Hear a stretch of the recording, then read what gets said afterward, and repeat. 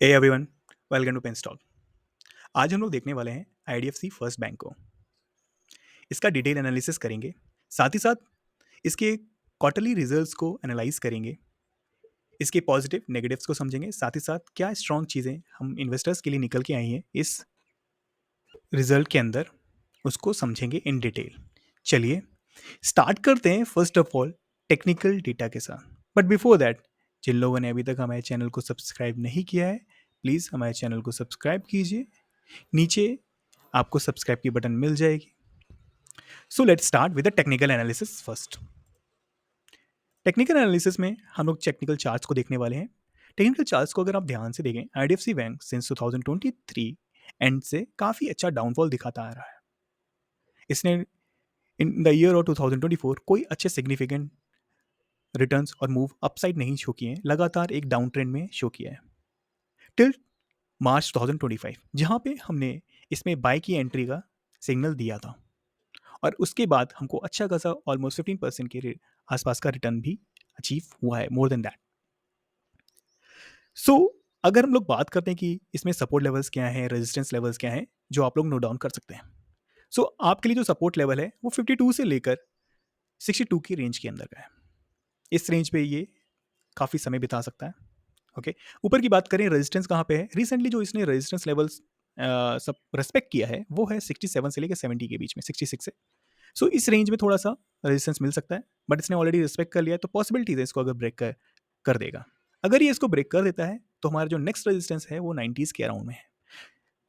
Smaller resistance बीच में मिलेंगे, but वो इतने इंपैक्टफुल नहीं है जो जितना 90 से लेकर 92 का रेंज है। Okay, now moving on to the quarterly results. ये एक टेक्निकल आपको एस्पेक्ट पता चल चुका है किस तरीके से इस समय एक्ट कर रहा है। Now moving on to the sector. First of all sectors की अगर हम बात करें तो प्राइवेट बैंक्स को काफ़ी अच्छा मार्केट शेयर गेन करने में मदद मिली है आज के एनवायरनमेंट में। आरबीआई की पॉलिसीज ने बहुत सपोर्ट किया है, इवन क्रेडिट ग्रोथ भी इंक्रीज हो रहा है प्राइवेट बैंक्स का ज़्यादा in comparison to public banks. जैसे कि आप देख सकते हो जो क्रेडिट डिमांड है प्राइवेट बैंक्स की वो year on year 11 to 12% increase हो रही है। This is a good thing. Currently जो एनवायरनमेंट है वो रिटेल ड्रिवन बहुत ज़्यादा हो चुका है। प्राइवेट बैंक्स इस चीज़ को बहुत ही स्मार्टली प्ले आउट कर रहे हैं। वो रिटेलर्स को कैप्चर कर रहे हैं पर्सनल लोन्स के साथ, नॉर्मल फाइनेंसिंग के साथ, होम फाइनेंसिंग हो गई, उनकी व्हीकल फाइनेंसिंग हो गई, एजुकेशन फाइनेंस, इसके साथ वो काफ़ी अच्छा अपना जो मार्केट शेयर है वो ग्रैब करने की कोशिश कर रहे हैं।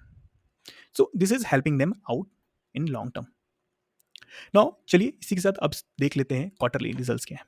तो क्वार्टरली रिजल्ट्स में क्यू4 में जो मेन हाइलाइट्स थे, की हाइलाइट्स थे, वो ये थे कि क्या ईयर ऑन ईयर चेंजेस आए हैं। आप देख सकते हैं क्वार्टर 4 में एक्चुअल डेटा क्या निकल के आया है, इनको हम लोग आगे वीडियो में काफ़ी डिटेल में देखने वाले हैं।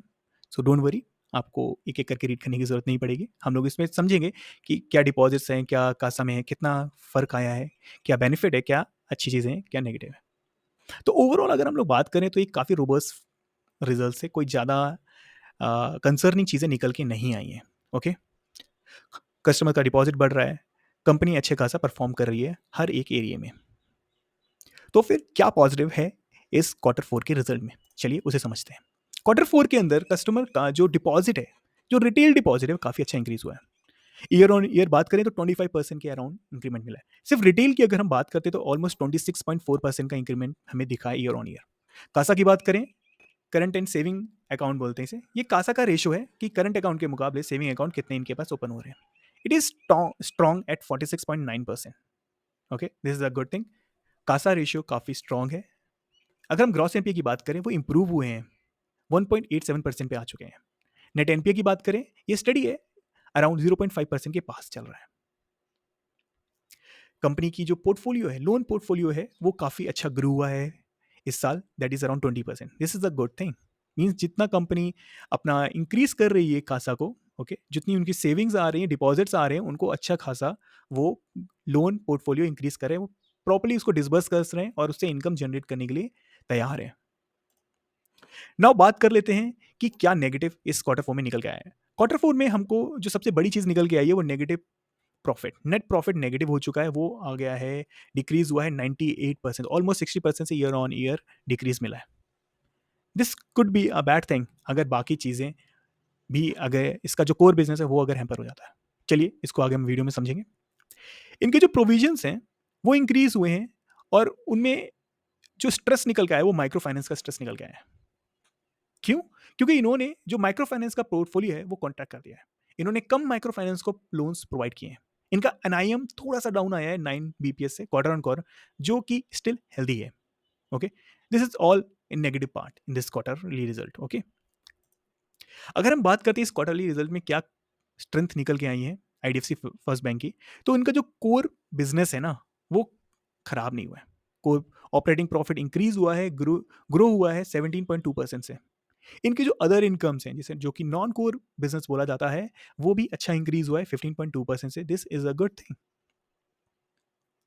बैंक का जो कंटिन्यूस होल्ड है बैंकिंग फ्रेंचाइज में इंक्रीज करने में, आप ध्यान देंगे तो आईडीएफसी बैंक हर साल बहुत ही स्ट्रांगली अपनी प्रेजेंस बढ़ा रहा है all over the India. This will be helping them out. Okay, एक robust banking franchise bank run कर रही है, जिसमें कोई अभी तक प्रॉब्लम्स नहीं निकल के आई हैं। सिर्फ इस क्वार्टर के रिजल्ट में से वो नेट प्रॉफिट में एक बहुत बड़ा डेंट दिखा है, जो पॉसिबली हम समझेंगे क्यों ऐसा हुआ है। चलिए देखते हैं इन्वेस्टर्स के ये क्या इसमें समझने की चीज़ें हैं। फर्स्ट ऑफ ऑल बिजनेस काफ़ी स्ट्रांग है, सो हम इसको कंटिन्यू देख सकते हैं स्ट्रांग परफॉर्मेंस देते हुए। ओके, नाउ बात करते हैं कि हमको जो डेंट दिखा है वो था बिकॉज ऑफ प्रोविजनिंग। ओके, प्रोविजनिंग्स बड़ी हैं। अगर आपकी टेक्निकल डेटाज में आप ध्यान देंगे तो प्रोविजनिंग में थोड़ा इंक्रीज आया है। आप ये देखिए प्रोविजंस इंक्रीज हुए हैं 72%। ओके, इससे बेनिफिट क्या हुआ है? इससे कंपनी ने अपने रिस्क को कवर करने की तैयारी कर ली है, और इससे कंपनी इन फ्यूचर कोई भी रिस्क से दूर रह सकती है और आपको अच्छा खासा रिटर्न अर्न करके दे सकती रहेगी। ओके, तो ये एक सिस्टमेटिक प्रोसेस था जिसके तहत इन्होंने प्रोविजनिंग की है। इट्स नॉट समथिंग जो आपको एक अलार्म क्रिएट करे, इट्स समथिंग, बट वो शॉर्ट टर्म में, लॉन्ग टर्म में नहीं रहेगा। इंस्टीट्यूशन का काफ़ी अच्छा सपोर्ट है इस कंपनी के साथ, इस बैंक के साथ। लॉन्ग रन में उनकी पोजीशंस में कोई फर्क नहीं आया, वो शेयर होल्डर उनकी पोजीशन इंटैक्ट है। मैनेजमेंट की बात करें, मैनेजमेंट का जो फोकस है वो माइक्रो फाइनेंस से हटके रिटेल और एमएसएमई सेगमेंट पे आ चुका है। This is a very good thing, because government भी इस समय सपोर्ट कर रही है, गवर्नमेंट भी इस चीज को प्रमोट कर रही है। Okay, so this is all what we can understand from this. So provisioning क्यों हुई है? क्योंकि काफी अच्छा स्ट्रेस हुआ था। कहाँ पे स्ट्रेस हुआ था? Micro finance. तो बैंक ने क्या किया उसके लिए?